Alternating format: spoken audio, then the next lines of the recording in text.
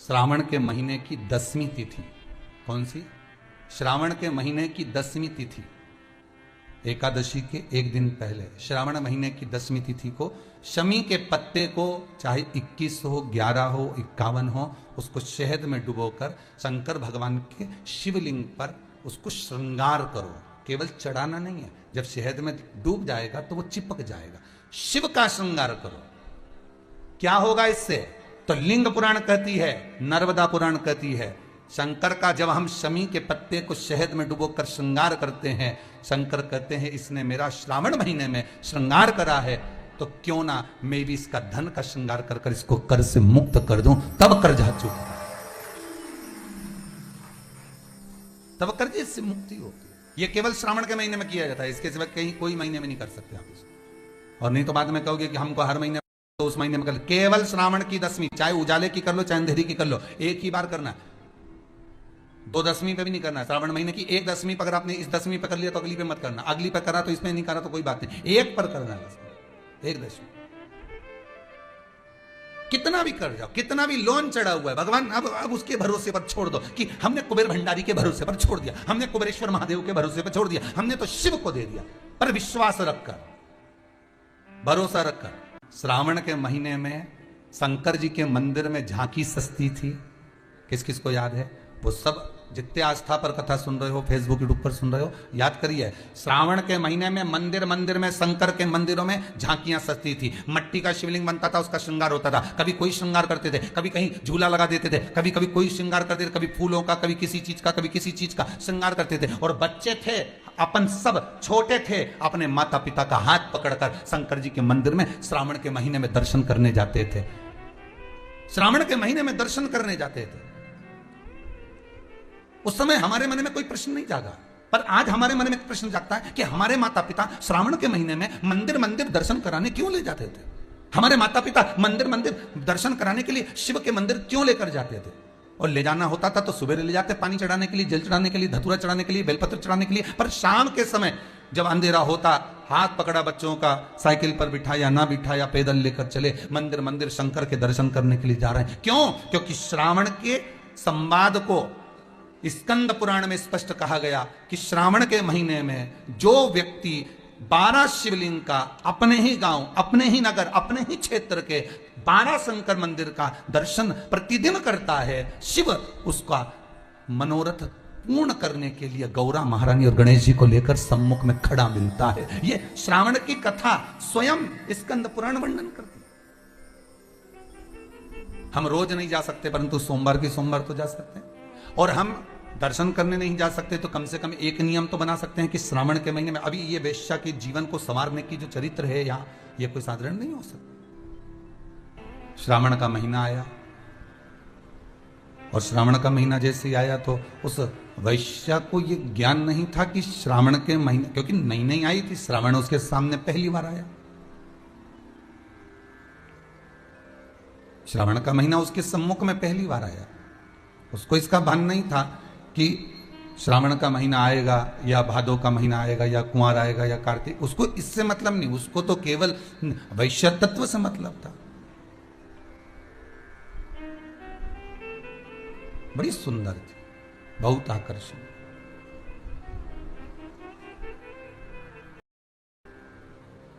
शिव महापुराण एक बात कहती है, ऊपर का श्रृंगार आप किसी के लिए भी करो, मना नहीं है, पर इस भीतर के श्रृंगार को तो केवल आप देवाधिदेव महादेव के लिए करिए। ये ऊपर का श्रृंगार आप किसी के लिए भी करो, क्योंकि मेरे देवाधिदेव महादेव को ऊपर के श्रृंगार से कोई मतलब नहीं होता। मेरे देवाधिदेव महादेव को आप कैसा वेश बनाए हुए हो, किस स्वरूप को आप धारण करे हुए हो, उससे कोई मतलब नहीं। वो कहते हैं ना कि दुनिया रंग बदलती है और शिव वक्त बदलता है।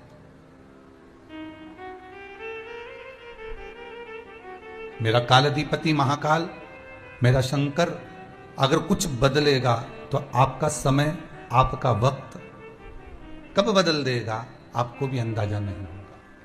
आज वैश्या से ज्यादा सुंदर संत साधु तपस्वी साधक उपासक, ये बाहर की सुंदर थी, वो भीतर के सुंदर थे। उनकी चित्तवृत्ति भक्तिमय थी, उनके भीतर शिव बसा हुआ था।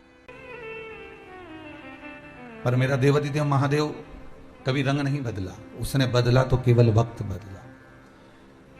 अगर आप भगवान विष्णु का श्रृंगार करोगे, आपके घर में मूर्ति होगी ना, है किसी किसी के यहाँ नारायण की मूर्ति, किसी के यहाँ लड्डू गोपाल की मूर्ति होगी, किसी के यहाँ ठाकुर जी की मूर्ति होगी, किसी के यहाँ राघव जी की मूर्ति होगी, किसी के यहाँ देवी जी की मूर्ति होगी, किसी के यहाँ गणेश जी की मूर्ति होगी। आपके यहाँ जितनी मूर्तियां हैं, आप खुद अपने हृदय पर हाथ रखकर बोलो कि जितनी मूर्तियां आपके यहाँ पर विराजमान हैं, आप उन मूर्तियों को अलग अलग कपड़े पहनाते हो। बोलो पहनाते कि नहीं पहनाते?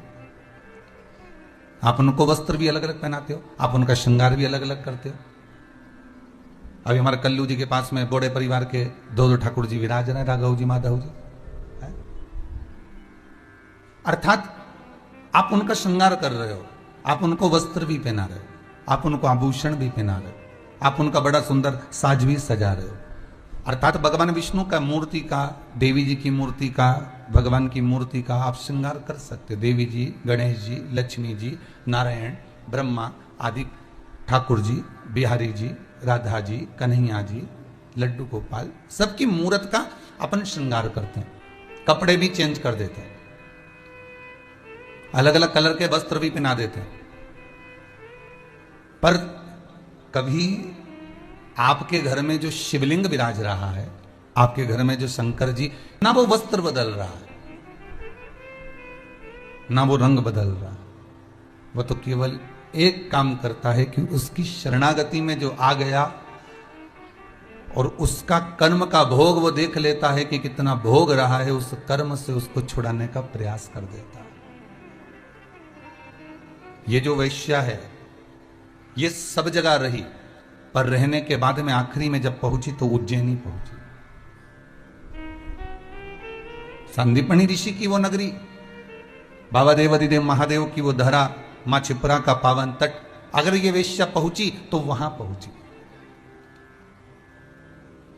शिव के धाम में, शंकर के दरवाजे पर, चाहे उज्जैनी हो, विश्वनाथ की नगरी काशी हो, ओमकारेश्वर हो, सोमेश्वर हो, केदारेश्वर हो, नागेश्वर हो, त्र्यंबकेश्वर हो, परली बैद्यनाथ हो, बाबा धाम हो या कुबेरेश्वर धाम, शिव के दरवाजे पर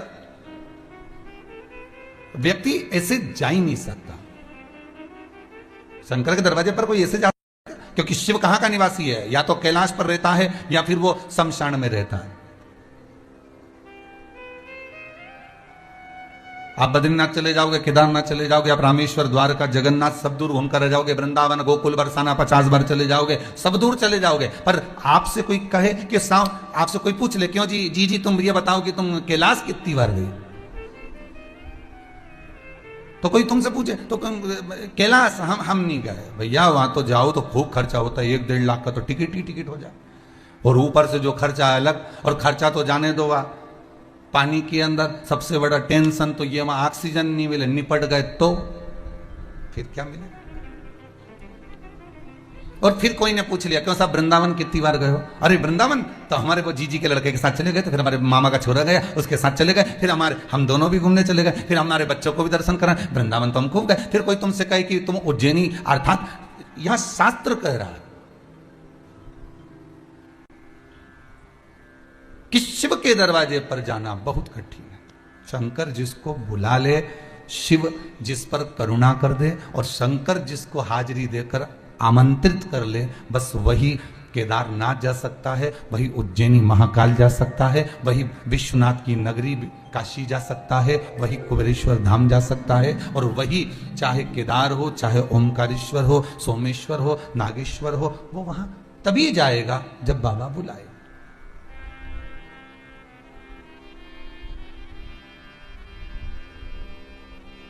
आप में से कितने लोग हैं जो आस्था चैनल पर कथा सुन रहे हैं, मोबाइल पर कथा सुन रहे हैं? आपसे निवेदन करूंगा, आप में से कितने लोग हैं जो सुबह मॉर्निंग वॉक करने शमशान जाते हैं? कोई जाएगा? नहीं।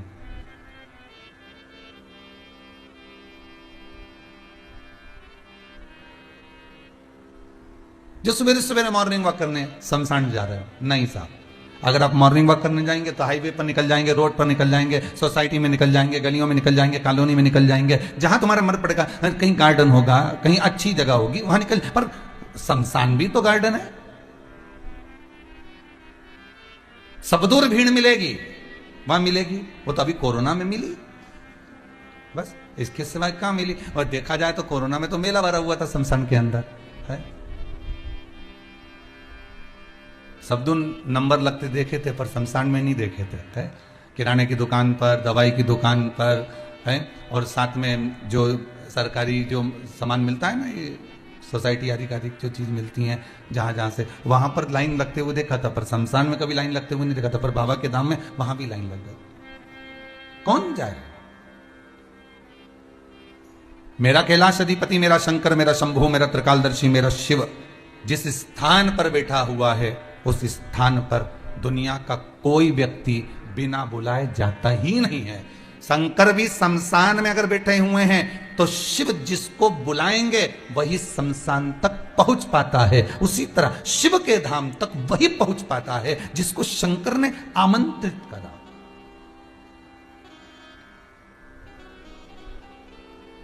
अगर ये वेश्या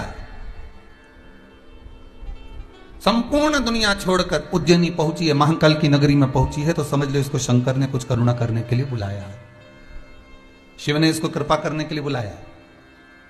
और ये वेश्या, इसको नहीं मालूम कि सावन का महीना है। अब संत आए मां छिपरा के घाट पर, और संत छिपरा के घाट पर बैठकर थोड़ी स्नान कर तब साधना में लग गए। अब संत तो संत है, साधु तो साधु है, तपस्वी तो तपस्वी है, साधक तो साधक है, उपासक तो उपासक है। जब आपको कथा में पहले भी कहा, क्रीम की चमक कुछ दिन की होती है, पर अच्छे कर्म की चमक जीवन भर की होती है। जीवन भर।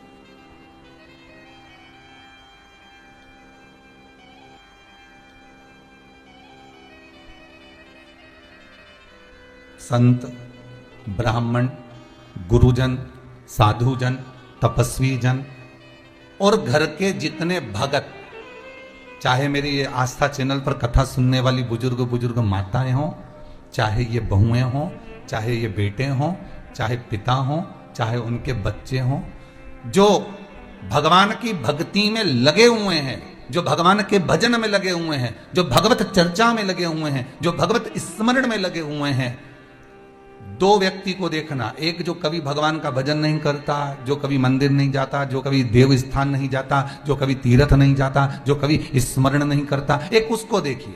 और एक जो भजन में डूबा हुआ है उसको देखिए। दोनों के चेहरे की चमक आपको अलग दिखेगी।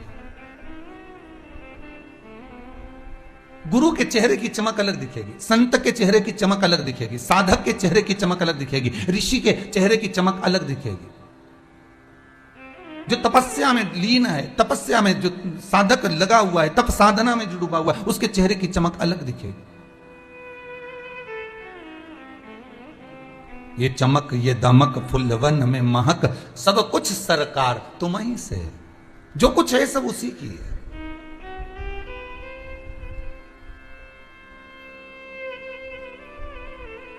किसी ने सूरज से पूछा, ए सूर्यदेव, आप में जो चमक है कहां से आई है? सूर्य कहता है ये चमक मुझे चंद्र ने दी है। चंद्र से पूछा जाए कि आपके पास में ये चमक कहां से है, तो कहा जब मुझे शंकर भगवान ने अपने मस्तक पर धारण करा,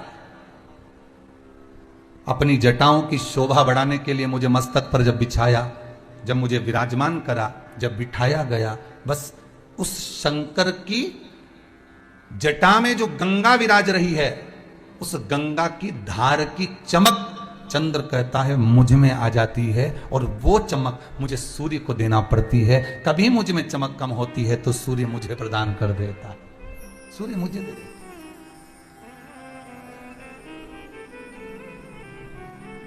कितनी सुंदर बात कही। चंद्र जैसी बात आपकी बुद्धि में कभी नहीं आ सकती, मुझे ऐसा लगता है, मुझे ऐसा लगता है। क्योंकि आपसे कोई पूछे साहब बड़े चमक रहे हो, क्या बात है, हो बढ़िया जोरदार कपड़े वपड़े दिख रहे हैं, खूब जोरदार राशि ठाट दिख रहा है, खूब पैसा वैसा दिख रहा है, क्या बात है। तो आपके मुख से निकलेगा हाँ वो तो है ही सरी, आज मैंने खूब जोरदार क्रीम पोता है। कौन सा क्रीम लगाया? तो मैंने ये वाला लगाया। आज मैंने ये कपड़े पहने, और ये कपड़े कोई साधारण कंपनी के नहीं, एक नंबर ब्रांड के हैं। आप अपना बखान कर रहे, आप अपना बखान कर रहे। पर सूर्य से पूछा गया कि तुम्हें चमक कहां से आई? तो कहा चंद्र से मिली। चंद्र से पूछा गया तुम्हें चमक कहां से है? तो कहा देवाधिदेव महादेव की जटा में जो गंगा विराजमान है, उस गंगा की चमक मुझ में है, उसकी शीतलता मुझ में। गंगा से पूछा आप में इतनी चमक कहां से आ गई? आप में इतनी चमक कहां से आ गई? गंगा कहती है ये चमक अगर मुझे मिली है तो देवाधिदेव महादेव के पास से प्राप्त हुई है।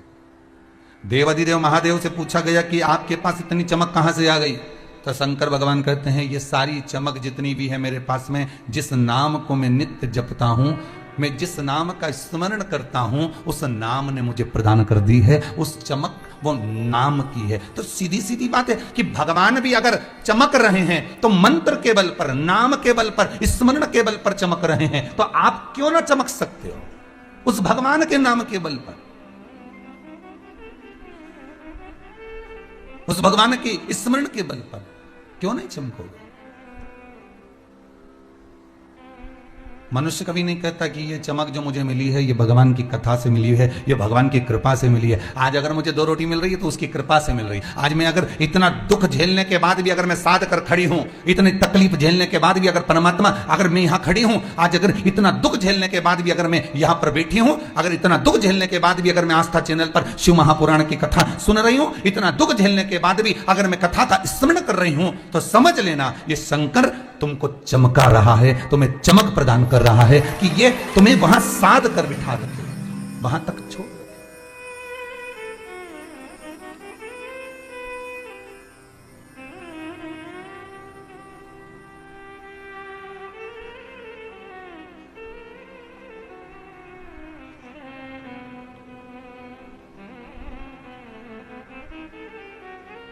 जब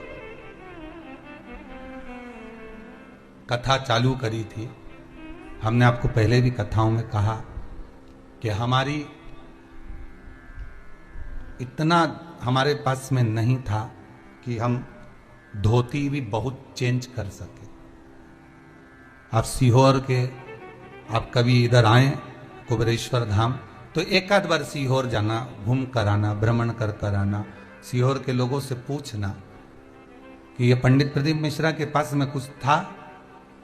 टीन के मकान में रहते, पिताजी चने का ठेला लगाते। वो ठेला भी कहीं रोड पर ज्यादा खड़ा हो जाता तो कोई आकर रसीद फाड़ कर चले जाता, चालान बनाकर चले जाता। 200 रुपये 100 रुपये उसको देना पड़ते। शाम को जो धन मिलता उससे 5 बहन भाई हैं, उसका परिवार का भरण पोषण करना, पढ़ाई में लगाना।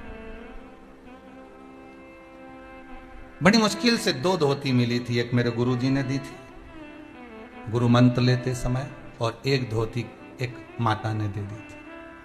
अब वो कथा चालू करी, धोती भी इतनी नहीं थी, वो धोती में लग गए फूल के दाग। अब धोती कौन बदले, क्या करा जाए?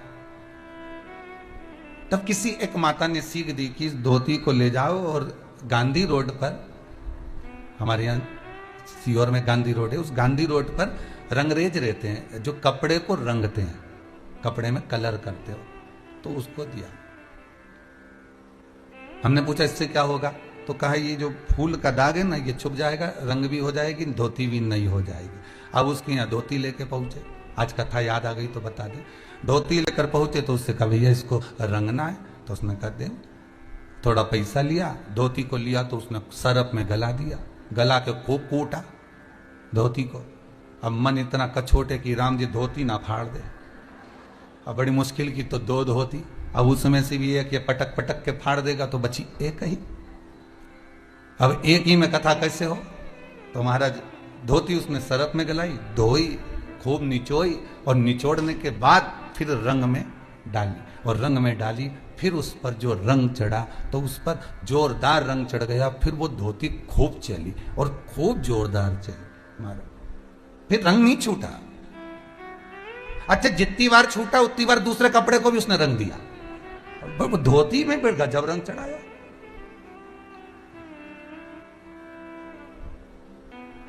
अब जिस कपड़े के साथ वो धोती धो उस कपड़े में रंग चढ़ा देती थी।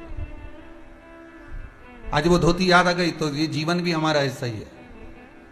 किसी सदगुरु की शरण में जब जाओ, शंकर के मंदिर में जब जाओ, शिव की शरण में जब जाओ, तो ये समझ कर जाना कि हम धोती हैं और ये रंगेगा तो रंगने से पहले धोएगा जरूर, मतलब पछतेगा, दुख देगा, तकलीफ देगा, कष्ट देगा, रगड़ेगा, सरफ में डालेगा, भिंगोएगा, तब निचोएगा, दुनिया का सारा दुख भगवान देगा, तब जाकर भक्ति का रंग ऐसा चढ़ा देगा, फिर जिसके साथ जाओगे उसको भी रंगीन बना दोगे, फिर रंगेगा।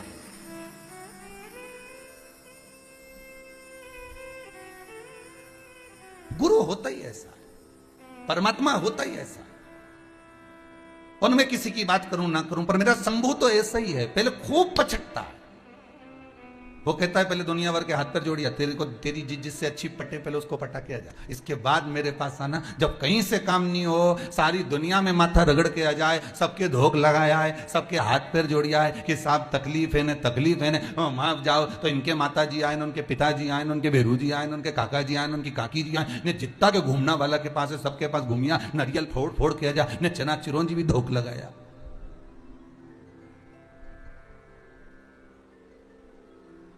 अच्छा एक बात बताओ रे भाई, सबको सारा देवी देवता आता है पर किसी को शंकर जी क्यों नहीं आता रे?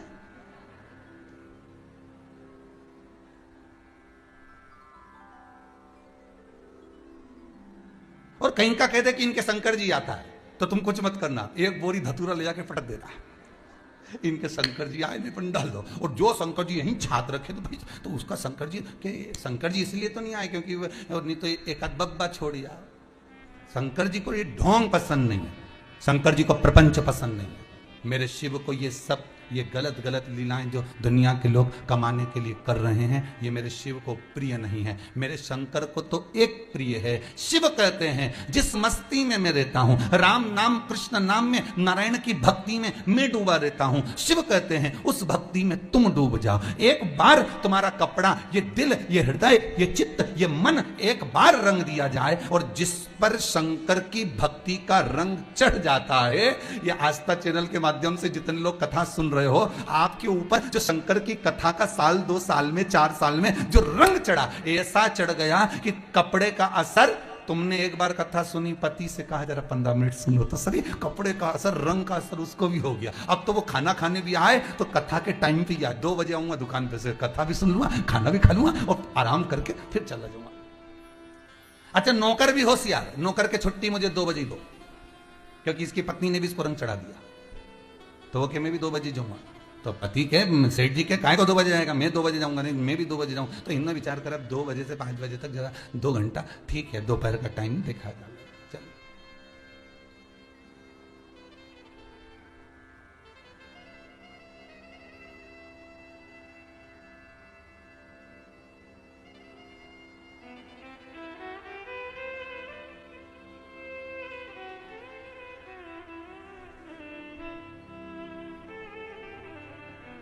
बंगाल के दुर्गापुर, आप लोग कभी आपके रिश्तेदार रहते हो तो पूछना उनको फोन लगाकर कि ये कथा के चक्कर में पूरे मार्केट वालों ने समय चेंज कर दिया। कभी आपको मौका मिले और कोई आपका बंगाल में दुर्गापुर में कोई, आप पता करें ना, बूढ़े जी बोले हमने मालूम करा है, तो कभी पता करिएगा बंगाल के दुर्गापुर, पूरे उस दुर्गापुर क्षेत्र में जहां कितनी दुकानें होंगी, लगभग कि दुकानों का मैं वर्णन नहीं कर सकता, लाखों दुकानें होंगी, उन्हें समय चेंज कर दिया। 2 बजे से 5 बजे तक कथा आती है तो सारी दुकानों की शटर नीचे, 5 बजे के बाद मार्केट चालू, रात को 11-12 बजे तक मार्केट खुलेगा और भीड़ भी अपार। शाम के समय सब फ्री, कथा भी सुन ली, आनंद चित्त वृत्ति में लगा हुआ। इस शिव महापुराण ने केवल एक व्यक्ति को नहीं बदला है, शिव महापुराण ने कई कई लोगों की बस्तियों को बदल दिया।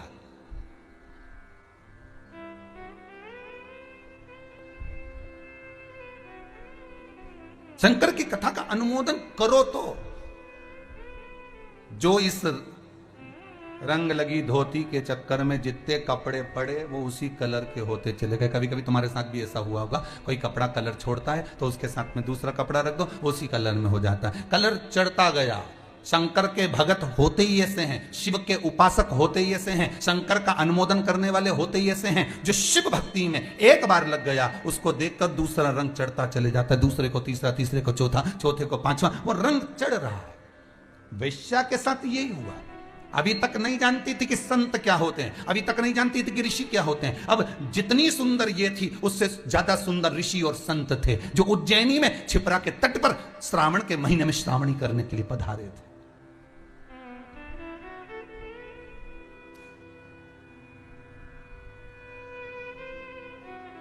उस उज्जैन नगरी में श्रावण के महीने में संत एक जगह बैठ कर तप करते और 12 शिव स्थानों का दर्शन करते। सावन का नियम है, श्रावण महीने का एक नियम है, शायद आपको भी मालूम होगा। अगर नहीं मालूम होगा तो पुराने समय की बात याद रखना। श्रावण के महीने में शंकर जी के मंदिर में झांकी सस्ती थी। कम से कम एक नियम तो बना सकते हैं कि श्रावण के महीने में, अभी ये वेश्या के जीवन को संवारने की जो चरित्र है यहाँ, ये कोई साधारण नहीं हो सकता।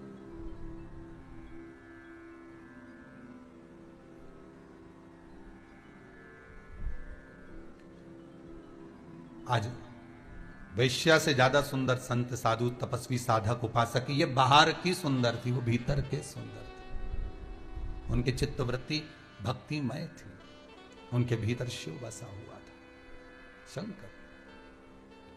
वैश्या ने एक ऋषि को देखा, कितने सुंदर।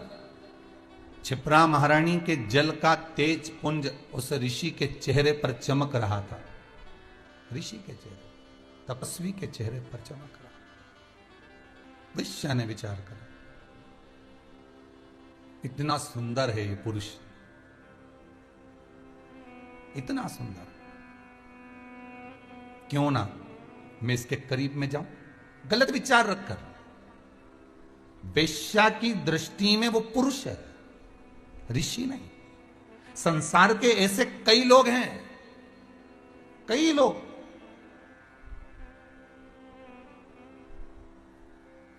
जो 56 भोग, अन्नकूट, भंडारे का भोजन, आश्रम का भोजन, मंदिर देवालय का भोजन जब ग्रहण करने के लिए जाते हैं तो भी उसमें विचार करते हैं, वाह क्या जोरदार पूड़ी बनी है, क्या जोरदार सब्जी बनी है, इसमें थोड़ा सा नमक और डलना था।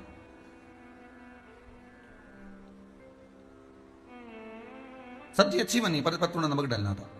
आश्रम में भोजन अच्छा बना पर तो थोड़ी दाल और कट्ठी कर देना था। भंडारे में पूड़ी बनी, थोड़ी पतली कर देना थी, मोटी हो गई। 56 भोग का प्रसाद लेने जा रहे हो और मन में आ रहा है बस ये लड्डू बहुत जोरदार बना, इसमें खीर में थोड़ी सी शक्कर कम रह गई। तो आप में और उस वैश्या में क्या अंतर रह गया? वैश्या ऋषि को ऋषि नहीं देख रही है, वैश्या क्या कह रही है, कितना सुंदर पुरुष है। भगवान का प्रसाद जब हम खाएं, हमारे भीतर यह भाव नहीं आना चाहिए कि ये लड्डू है कि नुक्ती है कि सेव है कि पूड़ी है कि सब्जी है कि पकोड़ा है कि खिचड़ी है। हमारे भीतर यह नहीं आना चाहिए। हमारे भीतर तो यह आना चाहिए कि भगवान का प्रसाद, अर्थात भगवान का प्रसाद मतलब भगवान का साक्षात दर्शन हमारे भीतर उतर रहा, हम भगवान को अपने भीतर उतार। प्रसाद का मतलब ही क्या होता है? प्रसाद, प्रभु का साक्षात दर्शन, वही प्रसाद। एक एक शब्द को अगर आप समझोगे ना तो जीवन का आनंद पा जाओगे। यहाँ ये पूरे आप कुबेरेश्वर धाम में कभी भी आओगे ना तो यहाँ कोई बाबा जोगी घूमता नहीं मिलेगा। यहाँ तो हम भी नहीं मिले तुमसे, टाइम ही नहीं इतना कि तुमसे मिले। राम नाम जपें कि तुमसे मिले, भगवान का भजन करें कि तुमसे मिलते फिरे। और कई लोग तो अंदर पत्र भी भेजते हैं, श्रीमान जी आए हैं जरा 5 मिनट मिल लो। हमने कहा कुबेरेश्वर जी से मिला दो, हमारे पास आए हैं क्या? मिलने तो कुबेर भंडारी से आए, हमसे मिलने आओ तो बात दूसरी। कुबेरेश्वर महादेव से मिलने आयो, अपना दुख, अपनी तकलीफ, अपना कष्ट, अपना रोग, अपनी बीमारी, अपनी बात हमसे मत कहो।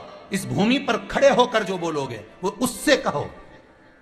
हमारे दुख तो वो काटता है, तो हम किसी के दुख काट सकते हैं क्या? नहीं, दुख वो काटेगा, तकलीफ वो मिटाएगा, कष्ट वो काटेगा, उससे कहो।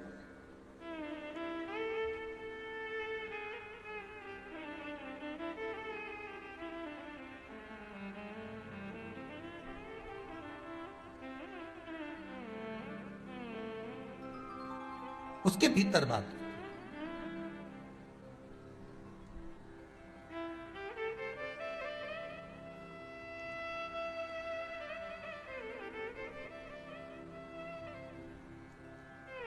बस वेश्या की चित्तवृत्ति में उतर गया वो ऋषि का स्वरूप। उसने कहा ये पुरुष बड़ा सुंदर, उसको ऋषि नहीं दिख रहा।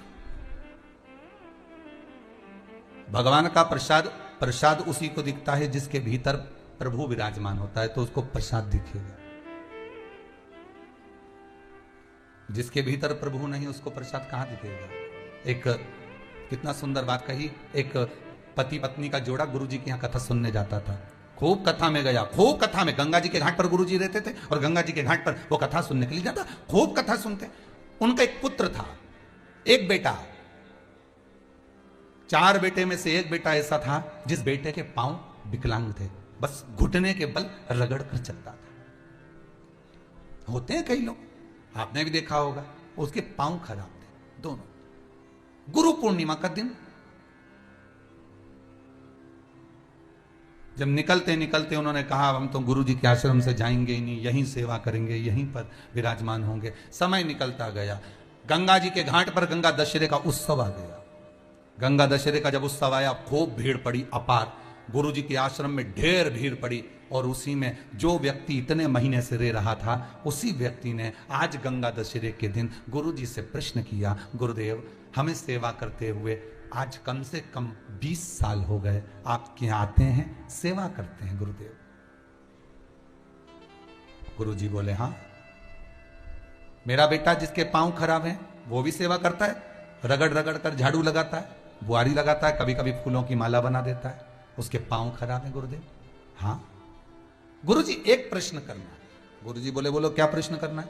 प्रश्न केवल इतना सा है गुरुदेव कि जब हम इतनी सेवा करते हैं, इतनी आराधना करते हैं, इतनी आपकी चाकरी करते हैं, भगवान की भक्ति में 20 साल से लगातार जुड़े हुए हैं, हम मंदिर जाते हैं, कई बार आपके सामने भी प्रश्न आता होगा, मैं मंदिर जाती हूँ, अगरबत्ती लगाती हूँ, धूप बत्ती लगाती हूँ, दिया लगाती हूँ, पानी चढ़ाती हूँ, जल चढ़ाती हूँ, पंचामृत स्नान कराती हूँ, शंकर जी को बेलपत्र चढ़ाती हूँ, शंकर जी का अनुमोदन करती हूँ, भगवान ठाकुर जी की सेवा करती हूँ, घर में पूजन पाठ कोई नहीं करता, मैं जितनी करती हूँ, उसके बाद भी दुख क्यों।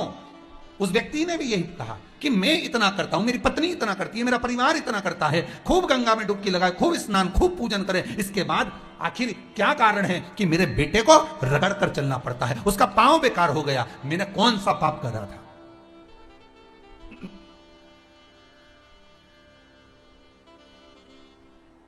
मैंने पाप कौन सा करा गुरुदेव। गंगा के घाट पर आज गंगा दशहरे का दिन है गुरुजी, सत्य बताना कि मैंने कौन सा पाप करा कि मेरे बच्चे को रगड़ रगड़ कर चलना पड़ रहा है, उसका कारण क्या है। इतने में गुरु जी बोले, अगर इतनी पब्लिक में हजारों लोग गुरु दीक्षा लेने आए हैं, हजारों लोग गंगा नहाने आए हैं, इसने एकांत में प्रश्न नहीं करा, प्रश्न भी करा तो इतने लोगों में प्रश्न करा, उत्तर नहीं दूंगा तो आज बात रह जाएगी। अगर अकेले में प्रश्न करता तो मैं उत्तर नहीं देता, क्योंकि इसका दिल दुखेगा। कई प्रश्न चेलों के, कई प्रश्न शिष्यों के ऐसे होते हैं जिसका उत्तर गुरु नहीं देते, क्योंकि गुरु को मालूम है इसका मन दुख जाएगा। सत्य बोलेगा गुरु और मन दुखेगा आपका।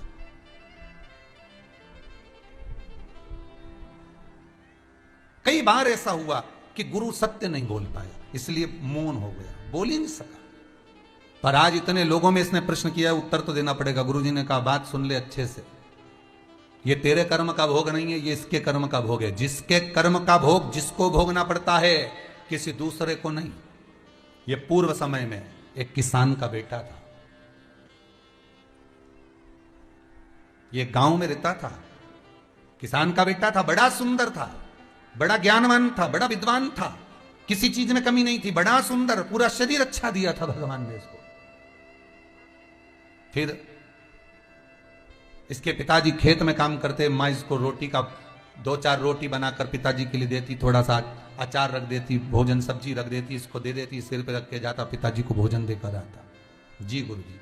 फिर गुरुजी ने कहा, एक बार माँ ने रोटी बनाकर रखी, इसको दी, इसने ले जाकर खेत में रख दी,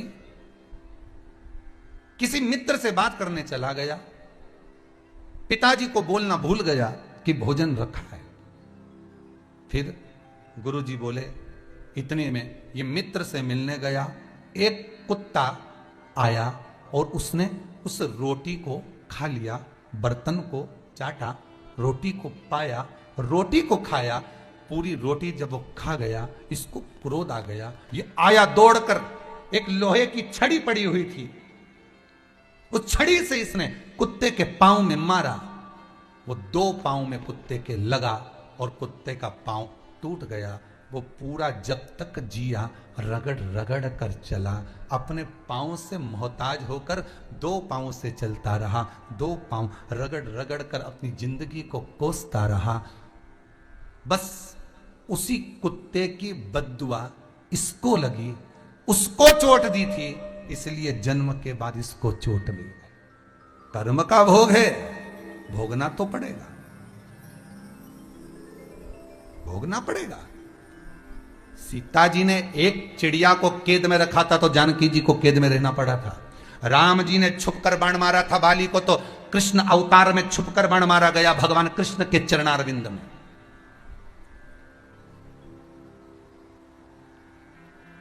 रोना तो पड़ेगा, कर्म है, भोगना पड़ेगा। दुख आया, कोई बीमारी आ गई, कोई रोग आ गया, किसी पर दोष मत देना कि इसने कुछ कर दिया होगा, इसने कहीं टोना कर दिया होगा, कहीं टोटका कर दिया होगा, कहीं ऐसा कर, किसी पर दोष मत दो, किसी पर नहीं। दोष किसका है? अपने कर्म का। जो ऊपर से पुराना कर कर आए हो वो तो भोगना पड़ेगा। इसलिए बार बार कहते हैं मत बुरे कर्म कर बंदे वरना पछताएगा, भगवान की आंखों से तू बच नहीं पाएगा, तू बच नहीं पाएगा। इसलिए बार बार कहते तेरा क्या होगा रे। देखो अब की बार तो हम बोले ही नहीं, तुम सबने बोल दिया, तेरा क्या होगा कालिया। कर्म का भोग है, भोगना पड़ेगा। अच्छा करोगे अच्छा मिलेगा। अगर करेले का बीज बोगे तो करेला ही मिलेगा, नीम का बीज बोगे तो नीम ही मिलेगा, और अगर तुम प्रेम का आनंद का बीज बोगे तो प्रेम और आनंद ही मिलेगा। ये वो फसल है जो आपको काटना है, आज नहीं कल काटना है। अच्छा कर कर चलोगे अच्छा प्राप्त होगा।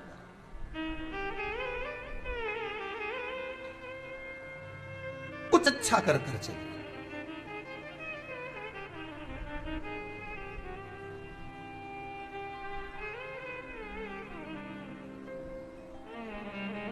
बस नेक कर्म की ओर अग्रण्य होते चलिए। अच्छा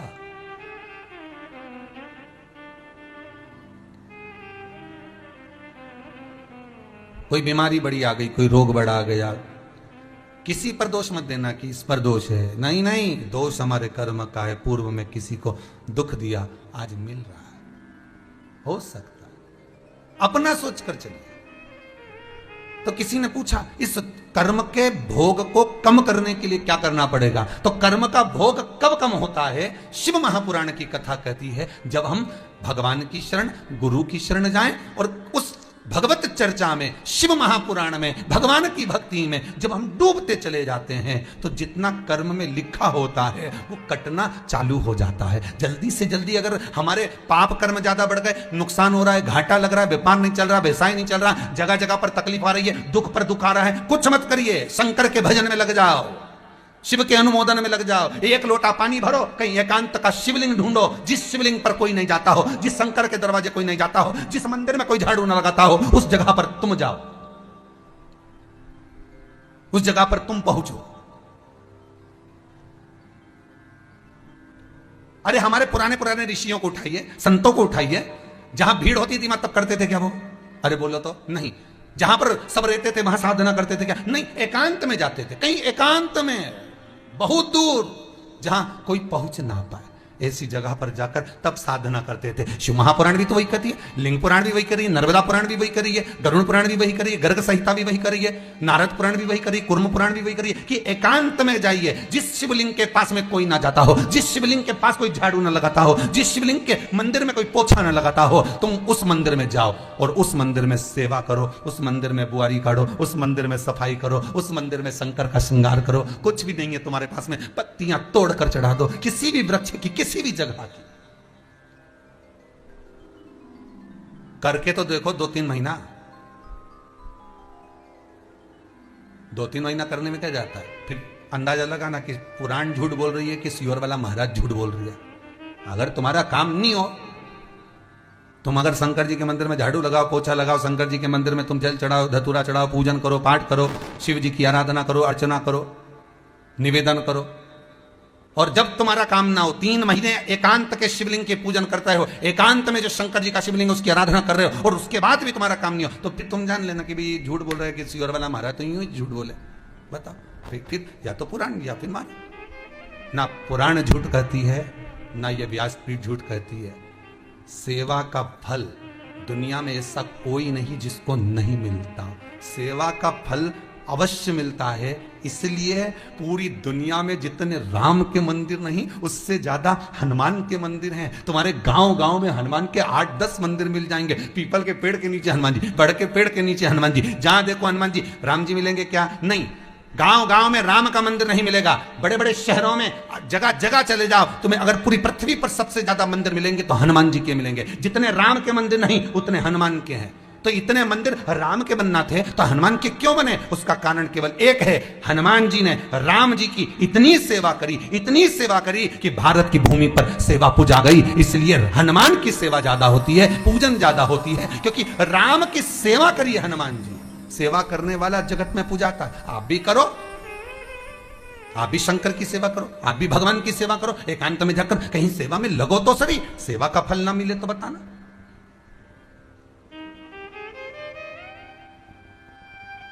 सेवा कर कर तो देखो। सेवा करना नहीं जानते हम, तो बस इतना चाहते हैं कि कहीं का ऐसा महाराज मिल जाए जो ऐसी बूटी घुमाए और हंडा निकल के बाहर आ जाए, सोने की मुद्रा। बस ऐसा कहीं का महाराज मिल जाए। तो ऐसा महाराज तो सियोर में नहीं मिले रे, सीधी बात हो। तुम बाकी के यहाँ तो एक ही महाराज है, वो कुबेरेश्वर महाराज है, उसका नाम ही कुबेरेश्वर भंडारी है। बस आए, नमन करी, शिव कथा सुनी, आनंद लिया, आस्था पे सुनी, मोबाइल पे सुनी, दिल से सुनी, और ये विचार कर कर सुनना कि हम हमारा टाइम पास नहीं कर रहा। नहीं तो कई लोग इस विचार में, खोल लो महाराज जी आ रही है टाइम पास। तो टाइम पास करने के लिए तो वो डोरेमोन लगा लो।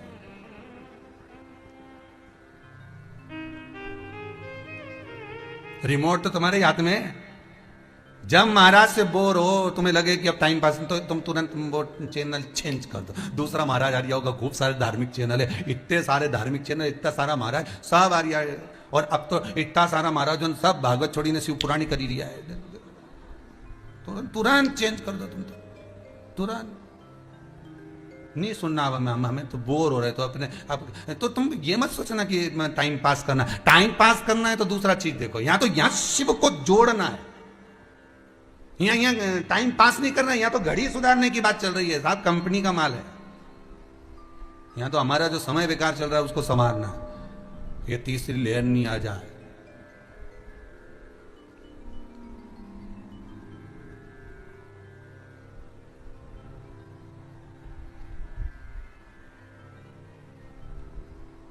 एक पत्नी छत के ऊपर झूला बनवाई, उस पे झूल रही थी।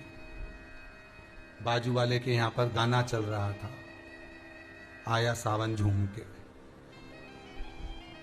इसकी झूले की कुंडी टूट गई छत से नीचे। ऊपर वाले को देखा तो भजन चल रहा था, आया सावन झूम के।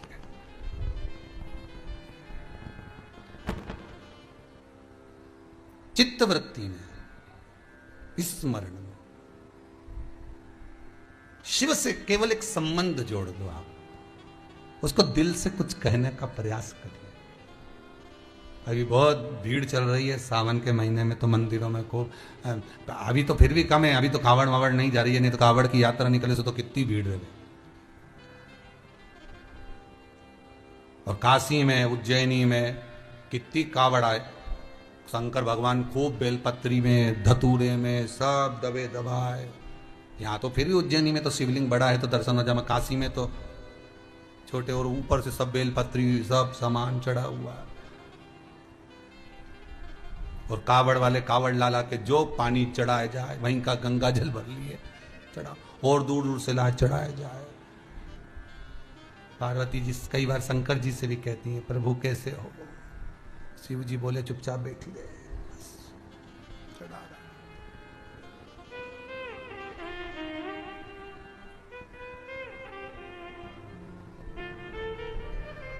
चले जा रहे। मेरा खोई गयो भोलानाथ मिला कावड़ में, मेरो खोई गयो भोलानाथ मिला कावड़ में, मेरो खोई गयो भोलानाथ मिला कावड़ में, मेरा खोई गया भोलानाथ मिला कावड़ में, ओ कावड़ में मेला कावड़ में, कावड़ में मेला कावड़ में, ओ कावड़ में मेला कावड़ में, कावड़ में मेला कावड़ में, मेरो भोलानाथ मेला कावड़ में, मेरो खोई गया भोलानाथ मेला कावड़ में, जय हो। जेठ मेरा बोले जेठानी मेरी बोले, जेठ मेरा बोले जेठानी मेरी बोले, ओ जेठ मेरा बोले जेठानी मेरी बोले, जेठ मेरा बोले जेठानी मेरी बोले, चल चल री बउआ साथ मेला कावड़ में, चल री बहुआ साथ मेला कावड़ में, मेरा भोलानाथ मेला कावड़ में, मेरा खोई गया भोलेनाथ मेला कावड़ में, ओ कावड़ में मेला कावड़ में, कावड़ में मेला कावड़ में, ओ कावड़ में मेला कावड़ में, कावड़ में मेला कावड़ में, मेरा खोई गयो भोलानाथ मेला कावड़ में, मेरा खोई गया भोलानाथ मेला कावड़ में, जय हो। ओ देवर मेरा बोले देवरानी मोरी बोले, देवर मोरा बोले देवरानी मेरी बोले, ओ देवर मोरा बोले देवरानी मेरी बोले, देवर मोरा बोले देवरानी मोरी बोले, चल री भाभी साथ मेला कावड़ में, चल चल री भाभी साथ मेला कावड़ में, मेरा खोई गयो भोलानाथ मेला कावड़ में, मेरा खोई गया भोलानाथ मेला कावड़ में, मेरा गया भोलानाथ मेला कावड़ में, मेरा खोई गया भोलानाथ मेला कावड़ में। भगवान शिव की कथा कह रही है। पोगड़दानी त्रिकालदर्शी कैलाशी शिव की कथा कर रही। वैश्या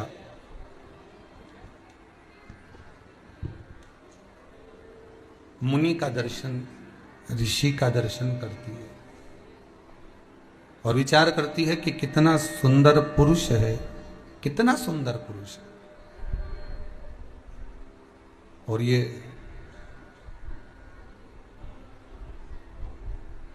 क्यों ना मैं इसके साथ में रहूं। गई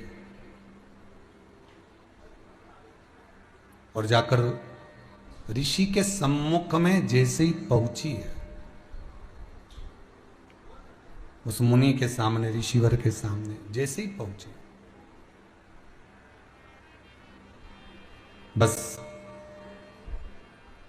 जाकर कहा, आप बड़े सुंदर पुरुष हो। उज्जैन नगरी में रहने वाले वो संत, वो साधु, वो तपस्वी, वो साधक, वो उपासक, वो ऋषिवर, आप बड़े सुंदर हो, मैं आपके साथ में रहना चाहती हूं। ऋषि ने कहा एक काम करो, पहले छिपरा जी का स्नान कर आओ, उसके बाद फिर आ जाओ। अब वेश्या के मन में छिपरा स्नान का कोई भाव नहीं था, पर ऋषि के कहने पर अर्थात पुरुष के साथ रहना था, इसलिए जो छिपरा जी में स्नान करने के लिए गई, जब निकल कर आई तो आने के बाद जैसा उसका स्वरूप था उससे वो विपरीत था।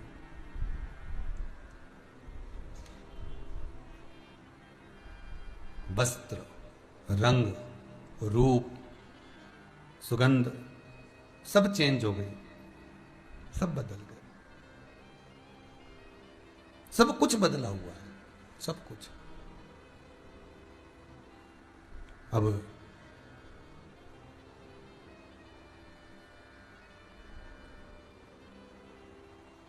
आंखों में जल भरा हुआ था उस वेश्या के,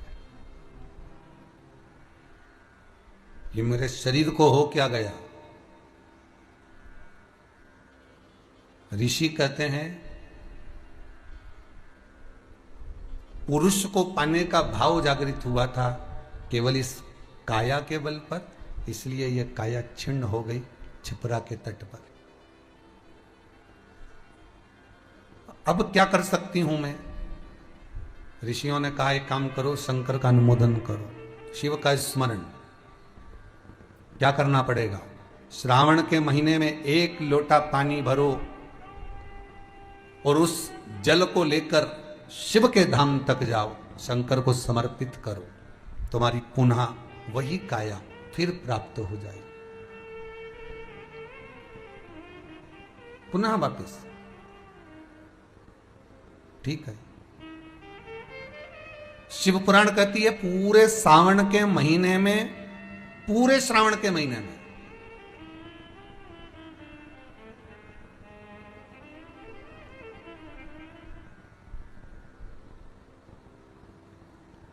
पूरे श्रावण के महीने में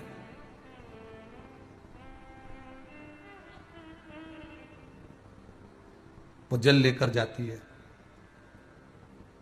और पूरे श्रावण के महीने में जब वो जल लेकर चली है और उस जल को शिव को समर्पित कर रही है, पूरे श्रावण के महीने में,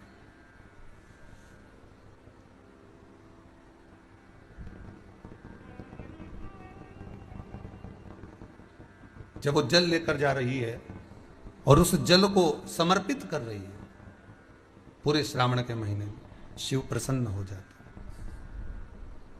और शंकर भगवान जब प्रसन्न हुए, शिव जब प्रसन्न हुए, आनंदित हुए, तब बाबा भूत अधिपति भूतेश्वर भगवान शंकर करुणा सागर शिव कृपा कर दिए और वैश्या से कहा अब तो इस योनि से छूटेगी,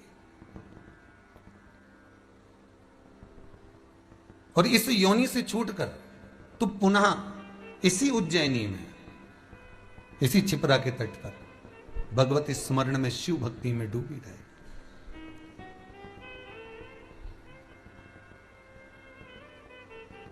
शिव भक्ति में डूबना, शंकर की शरणागति प्राप्त करना, शंकर के चरणारविंद तक पहुंचना, महाराज ये शिव ही कर सकता। एक बात बहुत ध्यान से सुनिएगा,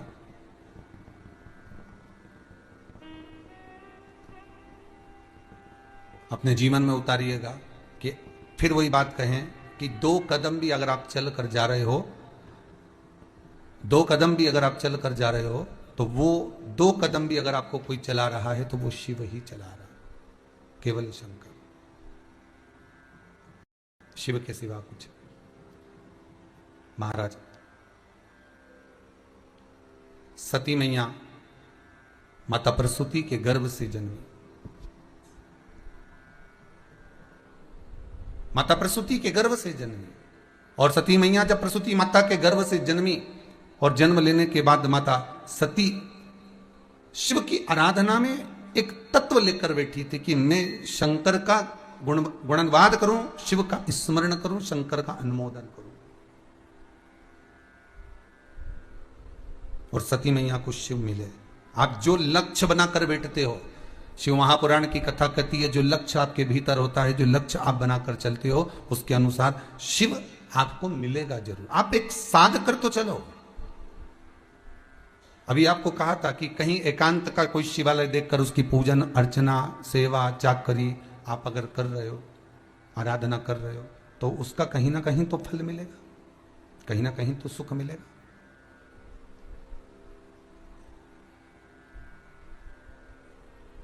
वो फल अवश्य प्राप्त होगा। जैसे ये सोनम जी, विजय जी, बोड़े परिवार, ये आए थे और बाबा देवादिदेव महादेव की इस धरा पर आकर उनके मन में भाव जागृत हुआ कि एक बार शिव महापुराण की कथा शंकर जी कैसे भी करा दे। तो बाबा मौका मिला और बाबा ने कराया। ये शिव की आराधना से प्राप्त हुआ है। शंकर की आराधना बगैर नहीं मिल सकता। कहीं ना कहीं शिव आपके भीतर 3 महीने कहीं ना कहीं शिव बाबा किसी ना किसी रूप में कहीं करुणा करा होगा, तब जाकर ये पावन कथा प्राप्त हुई। और हम तो आप सबसे निवेदन करेंगे, जितने आस्था चैनल के श्रोता हैं, जितने कथा को सुनने वाले हैं, सबसे निवेदन यही है कि आप भी बाबा से विनती जरूर करें कि बाबा भले तुम पटक लो, धो लो, निचोड़ लो, पर निवेदन केवल इतना है कि एक बार इस मन पर, इस बुद्धि पर, इस चित्त पर अपना रंग जरूर चढ़ा देना। और वो रंग एक बार चढ़ गया तो संसार के सबको वो रंग चढ़ ही जाएगा, ये पक्का है। आप उसको चढ़ाने का प्रयास जरूर करना, बस वो चढ़ जाए।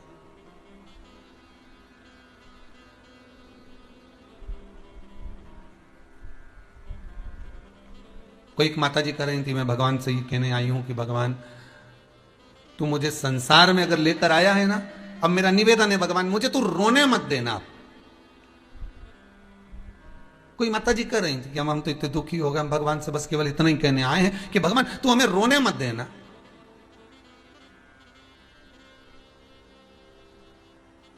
हमारा निवेदन केवल इतना सा है गुरु जी कि हम भगवान से बस इतना कह दें कि भगवान तू हमें रोने मत देना। तो हमने उनसे कहा तुम भगवान से ये मत कहो कि रोने मत देना, तुम तो भगवान से इतना कहो कि भगवान तेरे दरवाजे के बाद किसी के दरवाजे पर झुकने मत देना। तो बात खत्म, बात खत्म हो जाएगी।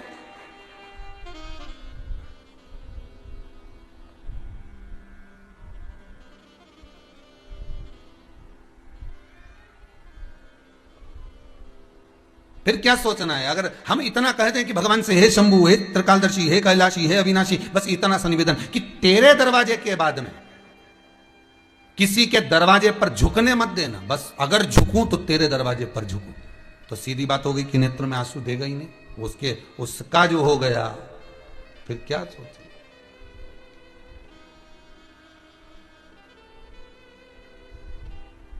आज सवेरे हम बात कर रहे थे आकाश जी से, तो आकाश जी से हमने कहा कि शंकर हमारा, हम शंकर के। तो आकाश जी बोले, कहे कि गुरुदेव ये बताओ कि आप हमेशा एक ही बात कहते हो कि कुबेर भंडारी मेरा है, शिव मेरा है, और मैं शंकर का। शंकर मेरा, मैं शंकर का, मैं गोवर्धन नाथ का, गोवर्धन नाथ मेरे, मैं ठाकुर का, ठाकुर मेरे, मैं राम का, राम मेरे, मैं कृष्ण का, कृष्ण मेरे, मैं शंकर का, शंकर मेरे। तो वो आकाश बोला कि गुरुदेव एक आध दिन भगवान आ गए और भगवान ने कहा अगर तू कहता है कि मैं तेरा हूं तो रजिस्ट्री दिखा।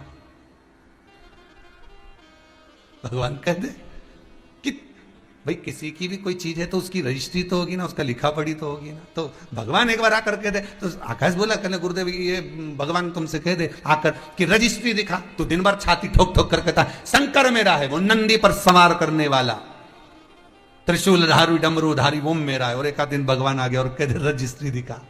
फिर कहां से दिखाओगे भाई? जमीन की तो रजिस्ट्री दिखा सकते हो, सब चीजों की रजिस्ट्री दिखा सकते हो, फिर एक मोबाइल खरीद के लाते हो तो उसका भी बिल दिखा सकते हो, एक अंगूठी बीठी जरा सा कपड़ा खरीद के लाओ तो उसका बिल दिखा सकते हो। कोई समय पे आके कह दे रुपट्टा कहां से लाए, तो हम तो कह देंगे गुरु पूर्णिमा पे आया था। नहीं, जो सत्य है वो सत्य कि गुरु पूर्णिमा पे आया था। तो इसकी रजिस्ट्री कहाँ है? तो चैनल पे देख ले, टीवी पे उसने उड़ाया था, उसका फोटो भी होगा रे, तो देख तो दिखा। और एक आध दिन हम कहें भगवान से कि भगवान मेरा, शंकर मेरा, शंभु मेरा, कुबेर भंडारी मेरा, महाकाल मेरा, विश्वनाथ मेरा, छाती ठोक ठोक कर व्यासपीठ पे कहते शंकर मेरा है। और एक आध दिन शिव जी ने आकर के दिया, अल्लाह रजिस्ट्री दिखा कि मैं तेरा कब, तब फिर क्या कहोगे? तो हमने कहा काश बस एक ही बात कह सकते हैं कि कब्जा कर रखा है, रजिस्ट्री नहीं। क्या करके रखा है? कब्जा। कि कब्जे का है। तो शंकर पे अगर रजिस्ट्री है तो पार्वती जी की है, शिव पर रजिस्ट्री है तो गणेश जी की है, कार्तिकेय की है, जया अभिसारा सामरी वारी दौतली और अशोक सुंदरी की है। अपनी क्या रजिस्ट्री? भगवान विष्णु और ब्रह्मा की। और अपने से कोई की रजिस्ट्री दिखाओ तो मतलब इतना ही तो कहेंगे कि हमने तो केवल कब्जा ही करा है, हमारे पास रजिस्ट्री नहीं है, हमने तो शिव पर कब्जा करा। और व्यक्ति कब्जा कब करता है? जब उसके दिल में बैठ जाए कि ये मेरा है और इसको छोड़ना नहीं है। फिर कब्जे की जगह कौन छोड़े? फिर कहीं कहा जाए नगर निगम वाला, नगर पालिका वाला, चलो छोड़ो।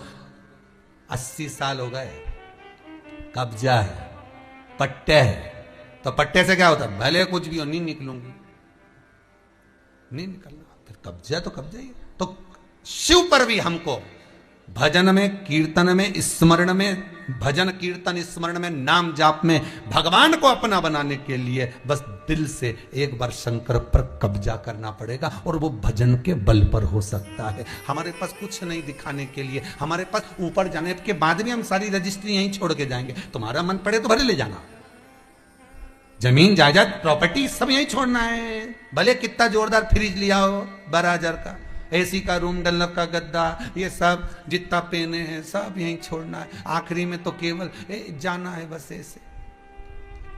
कपड़े भी अच्छे अच्छे पहनाएंगे पर ऊपर से सफेद कलर का डाल जाएंगे, लाल कलर का सफेद, बस यही कपड़ा रहे। सब छोड़ना है यहीं, सारी रजिस्ट्री यहीं रह जाएगी, सब कुछ। पर शिव का स्मरण करा हुआ, भजन करा हुआ, कीर्तन करा हुआ, मंत्र जाप करा हुआ, नाम जाप करा हुआ, बस वो अकेला हमारे साथ जाने वाला, वो फिर नहीं छूटेगा हमारे, वो छूटेगा नहीं। सती मैया के मन में आ गया शिव मेरा है, मैं शंकर की, शिव का स्मरण करा। शंकर भगवान ने जान लिया कि विवाह हुआ है तो कहीं सदगुरु की शरण में चलना चाहिए, कोई सत्संग करना चाहिए। सती मैया को ले गए, सती मैया को लेकर पहुंचे कुंभज बाबा के आश्रम में। सती मैया का मन नहीं लगा, चित्त नहीं लगा। शिव महापुराण में एक बात कही थी, भले आप टीवी पर कथा सुन रहे हो, भले आप मोबाइल पर कथा सुन रहे हो, भले आप फेसबुक और यूट्यूब पर कथा सुन रहे हो, भले आप कुबेरेश्वर धाम में आकर कथा सुन रहे हो, तुम्हारी मर्जी पड़े जहां बैठकर कथा सुनो, पर कथा जितनी देर आप श्रवण कर रहे हैं उतनी देर आपके चित्त में, आपके मन में गलत सोच नहीं आना चाहिए। आपका ध्यान कथा में होता है, परमात्मा का ध्यान आप पर होता है। परमात्मा का ध्यान।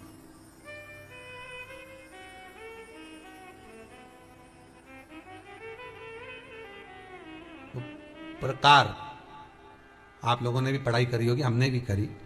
ऐसा रहता उसमें नोक रहती है या पेंसिल उसमें भर देते हैं और उससे ऐसा पेज घुमा घुमा के उसको कस देते हैं, वो ऐसा रखते हैं।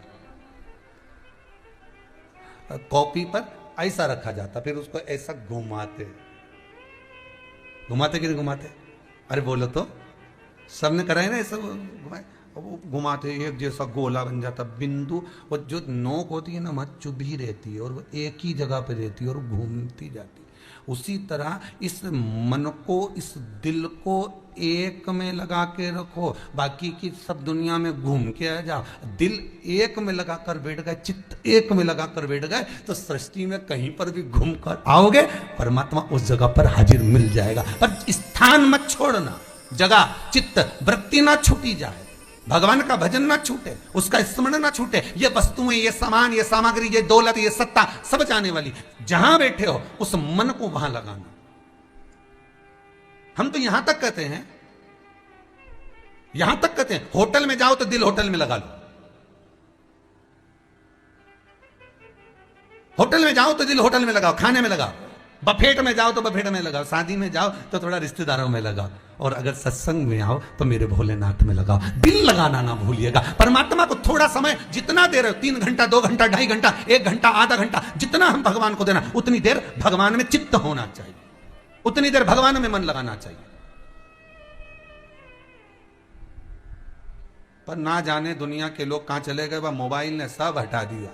हर 15 मिनट में ऐसी याद आए ना, व्हाट्सअप खोल के बैठ जा, फिर याद आए फिर बैठ। अरे चित्त लगाओ परमात्मा में, मन लगाइए।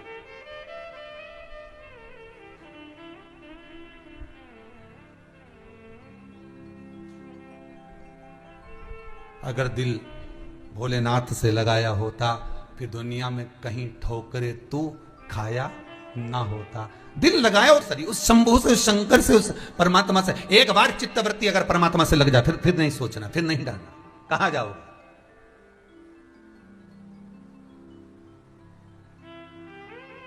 आप भगवान में चित्त लगाइए, भगवान में स्मरण में मन लगाइए। बहुत समय नहीं, हम तो कहते हैं जितना, यहां तो शास्त्र कहता है आधी में पुनि आज, इतना भी लगा लिया नहीं तो बहुत है।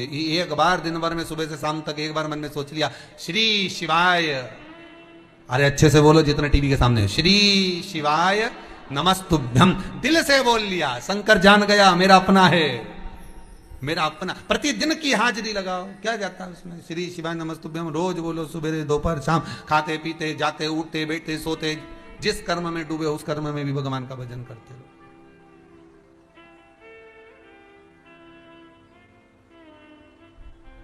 और फिर दुनिया के लोग अगर डराएं तो कोई बात नहीं, अपन को ऐसी कोई बात भी नहीं है। वो कोई रोक के बताए, कोई टोक के बताए, अभी पाला नहीं पड़ाए, भोले बाबा से मेरी प्रीत ना छूटेगी, भोले बाबा से मेरी प्रीत जो लगी हुई है, ये मन जो चित्तवृत्ति रमी हुई। तो यहाँ पर सती मैया कुंभज बाबा के आश्रम में पहुंच गई, मन नहीं लगा, उनका चित्त नहीं लगा। उनके मन में आया बताओ विवाह करने के बाद लेकर भी कहाँ आए, तो कुंभज ऋषि के आश्रम में आए। अरे इससे बढ़कर सौभाग्य और क्या चाहिए। विवाह होने के बाद कहीं शिवपुराण की कथा सुनने को मिल जाए, विवाह होने के बाद में कहीं पति के साथ बैठकर पूजन करने का मौका मिल जाए, सत्संग करने का मौका मिल जाए, संकीर्तन करने का मौका मिल जाए। इसलिए हिंदू धर्म की रीति है, घर में बहू आती है तो पति के साथ उसको सत्यनारायण जी की कथा में बिठाया जाता है। सबसे पहला काम यही कराया जाता है कि पूजन में बिठाओ, जोड़े से दो। इस वीडियो के माध्यम से आप लोगों को बजरंग गुरु जी द्वारा बताए गए श्रीमद् पुराण की कथा सुनाई जा रही है। 8 अगस्त 2026 की कथा कैसी लगी, अच्छी लगी तो वीडियो को लाइक शेयर एंड सब्सक्राइब जरूर करें।